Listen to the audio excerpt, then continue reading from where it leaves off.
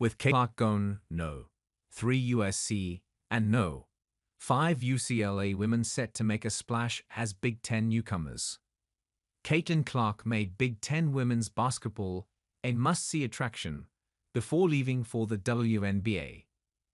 Thanks to her transformational talent, the Iowa Hawkeyes sold out every conference game last season for the first time in history. Now it's up to players like JuJu Watkins of Southern California, Betts of UCLA, Alexis Markowski of Nebraska, and Shyanne of Maryland to keep the momentum going. The conference, now having grown to 18 members with the addition of UTLA, USC, Oregon, and Washington this season, has 6 teams in the Associated Press preseason top 25. I just feel really secure to know that I'm stepping into the best league in the country, UCLA coach Cori Close said. The Hawkeyes aren't ranked to start the season.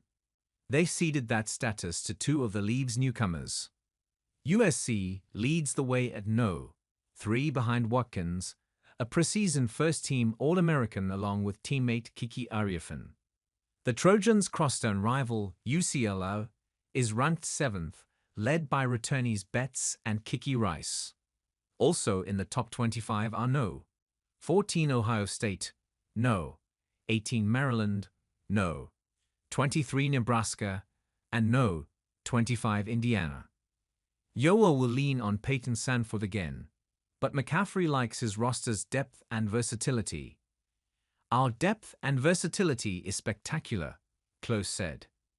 It's the most talent of any team that I have ever coached, which is really fun. The Big Ten will get an international spotlight when the season begins with the AFLAC We Play doubleheader in Paris on November 4. The Bruins take on No, 17 Louisville, and the Trojans face No, 20 Mississippi at Adidas Arena. It's unbelievable to be a part of this sport now. There's this tidal wave, an apex, and it feels like we're only going to grow from here, USC coach Lindsay Gottlieb said. It's been incredible to see the opportunities grow for women, to see the game take on the exposure that we've gotten, and just really grateful to be where we are right now. Major matchups. Fans will want to circle February 2 on their calendars. That's when Watkins, the nation's second leading scorer at 27.1 points last season, and the Trojans travel to Iowa to face the Hawkeyes and Lucy Olson, who averaged 23.3 points. Even without Clark, this game will be a hot ticket on a cold winter's night. I'm really excited to see the Big Ten atmospheres across the country that we're going to get to experience and how our players react and respond to that, Gottlieb said. Other big games include Indiana at Iowa on January 12, Ohio State at UCLA on February 5, and the Buckies at USC 3 days later, and UCLA at USC on February 13. Schools will play 18 conference games. Each team plays 16 of the other teams once. Traditional rivalries will be preserved, with schools like USC and UCLA playing each other twice. I haven't been a part of a balanced schedule like that for many years, Close said. Then for playing your rival twice, I think it's going to be a really good situation. To ease the travel burden, the West Coast schools will combine 6 games into 3 trips to the Eastern and Central time zones. Teams from those time zones will go west just once to play 2 games over 4 days.